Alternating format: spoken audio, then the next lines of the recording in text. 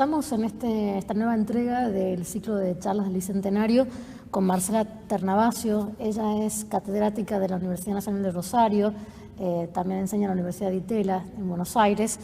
Es miembro del Instituto Ravignani y también autora de un ensayo muy interesante, Gobernar la Revolución, 1810-1816.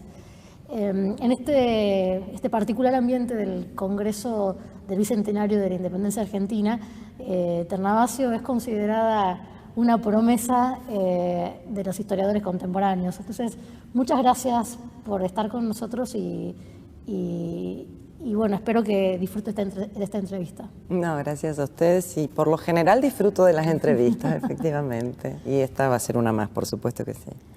Queremos siempre empezar preguntando, ¿no?, por el significado particular que tiene para usted el 9 de julio de 1816. Yo ahí lo puedo dividir, bueno, en varios planos, pero básicamente me centraría en dos. El primero es el recuerdo, ¿no? La memoria de una celebración infantil, de una celebración escolar que nos deja a todos una impronta en torno a la pregunta de qué significaba el 9 de julio al momento de ser celebrado y festejado. Y hoy aquella memoria de la celebración se cruza con el desafío intelectual que para un historiador dedicado al periodo revolucionario e independiente representa preguntarse qué fue el 9 de julio. Y este desafío intelectual reconozco que tiene siempre, ¿no?, una parte de esa memoria, que es también una memoria colectiva, porque es interrogarse sobre una fecha icónica que muchas veces está cristalizada en la memoria colectiva con determinados sentidos, y lo que los historiadores en general venimos a hacer es a incomodar ese sentido común ya cristalizado. Entonces, bueno, un poco el 9 de julio es eso. En este momento para mí es un gran desafío intelectual.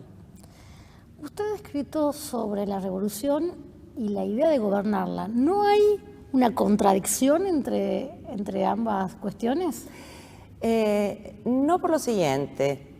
En primer lugar, porque ese libro es producto, digamos, de una inquietud y de un interrogante que me quedó pendiente de un libro anterior, que era la revolución del voto. Es decir, la pregunta en el libro anterior era cómo se legitima un nuevo gobierno nacido de una revolución y que implica la ruptura del pacto colonial y luego del pacto monárquico, ¿no?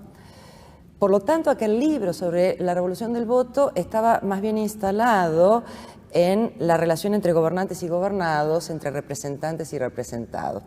Pero a la vez yo advertía, mientras hacía aquella investigación, que otro gran dilema a partir de 1810 era cómo distribuir el poder y cómo pacificar esta nueva política que nace con la revolución a partir precisamente de la puesta en marcha de los nuevos mecanismos políticos de organización. Y entonces allí la pregunta fue, bueno, ¿cómo gobernar la revolución? Es algo así como ¿cómo gobernar el gobierno?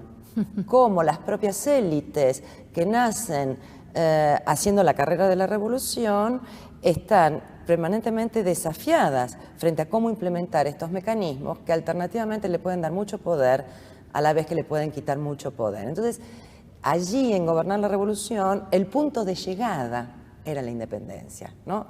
Ese libro es básicamente una investigación que recorre 1810-1816 y plantados hoy en el Bicentenario del 16, uno podría decir, ese libro llega hasta el momento en que el Congreso Constituyente reunido en Tucumán se enfrenta a la otra gran pregunta, que es cómo poner fin a la revolución. Es decir, el lema que el Congreso Constituyente, pocos días después de decretada la independencia, emerge, digamos, es, bueno, fin a la revolución, principio al orden. Entonces también nosotros hoy nos estamos preguntando cuáles son todas las connotaciones de poner fin a la revolución, ¿no? ¿Qué significaba para aquellos hombres? En 1810 tenemos este gran acontecimiento, el 25 de mayo, y luego ahí hay, ¿no?, por supuesto, ustedes, el especialista, lo saben mejor que yo, pero siempre hemos estudiado, ¿no?, cómo comienzan los tironeos entre la fidelidad, la ruptura. Bueno, ¿Cuál cree usted que fue el espíritu predominante finalmente? Bueno, sabemos que fue la Declaración de Independencia que concluyó con eso, pero ¿fue difícil o había ya un consenso generalizado el 25 de mayo de 1810 sobre que había que romper lazos absolutamente con España? Y pues estás haciendo la pregunta clave, que es hoy el foco de debate historiográfico y que de alguna manera, si vos recorres las distintas mesas que en el seno de este congreso que estamos realizando aquí en la ciudad de Tucumán, vas a notar efectivamente que ese es un foco de debate. Quiero decir, a ver, uno podría rápidamente estilizar los argumentos de la siguiente manera. La historiografía tradicional, desde Bartolomé Mitre en adelante, colocó un gran presupuesto que fue muy eficaz, y es que la independencia de 1816 no fue un punto de llegada, sino que estaba inscrito en el punto de partida. Bien. Es decir, en 1810, ¿con esto qué quiero decir? Que desde Mitre en adelante la interpretación canónica es que los revolucionarios del 10 tenían todos un plan maduro y preconcebido de independencia. Ahora bien, ¿cómo explicar los 6 años que transcurren entre ese supuesto proyecto independentista y la declaración de la independencia?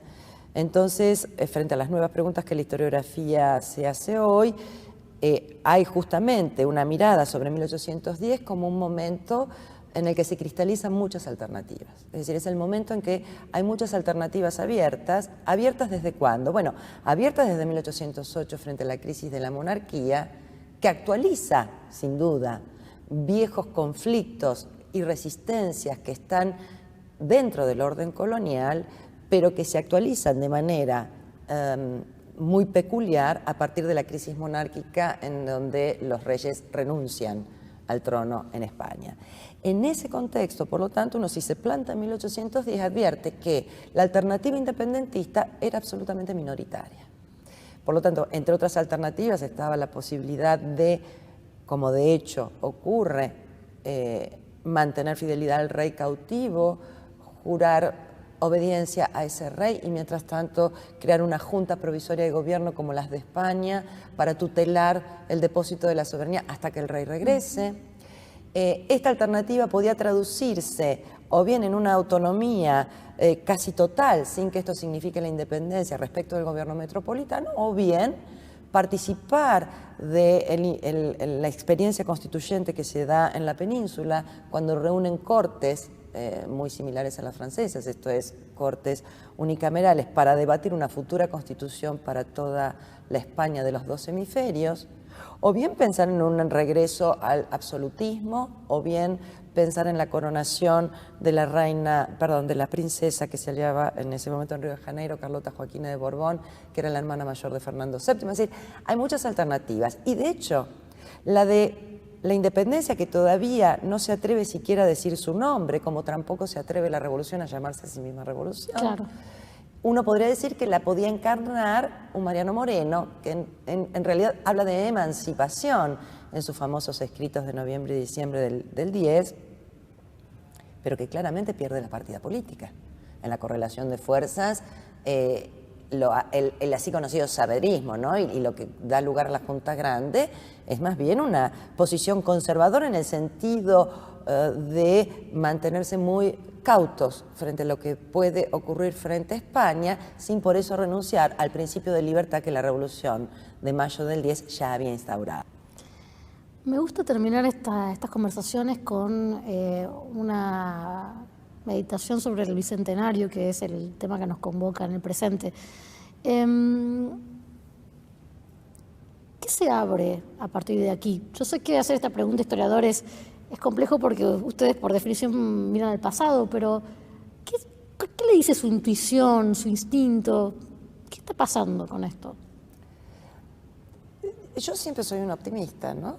Sobre todo cuando trato de pensar, digamos, cómo reciclar las herencias del pasado, ¿no? Más inmediato, frente al futuro. Soy optimista ¿en qué sentido? En que creo que siempre las sociedades pueden tener la capacidad de volver a de hacerse las grandes preguntas, ¿no? Bueno, ¿dónde estamos? ¿Dónde estuvimos? ¿Y hacia dónde vamos? O por lo menos hacia dónde queremos ir. Creo que lo que se abre es un momento de gran incertidumbre. Y entonces los momentos de gran incertidumbre pueden ser muy productivos, porque los momentos de gran incertidumbre obligan necesariamente a regresar a hacerse nuevas preguntas. Y creo que en este punto hay un desafío frente a nosotros como sociedad y frente a nosotros como historiadores y como intelectuales, a no quedar anclado a viejas preguntas, a no quedar anclados a preguntas que ya tienen respuestas de antemano y a poder hacernos, como tenemos que hacer siempre los historiadores, en este caso como sociedad, hacernos nuevas preguntas para tratar efectivamente de ver cómo pacificamos los conflictos y cómo mientras pacificamos los conflictos somos capaces de pensar en un colectivo que no intente anular la incertidumbre, pero que sí pueda hacerla productiva. Creo que ese es un gran desafío. Muchas gracias, Marcela, por tu tiempo y por sus consideraciones. No, gracias a ustedes.